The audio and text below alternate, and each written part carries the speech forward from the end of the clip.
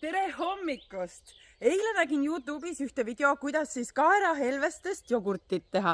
See jogurt näeb välja just selline, aga hakkame üheskoos maitsma seda.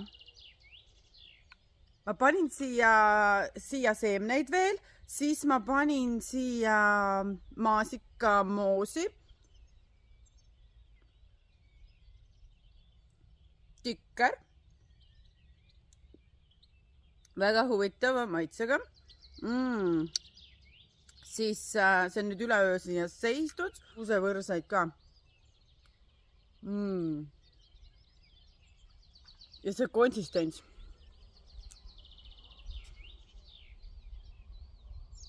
Selline. Koos nende maasikatega on see imeline lihtsalt.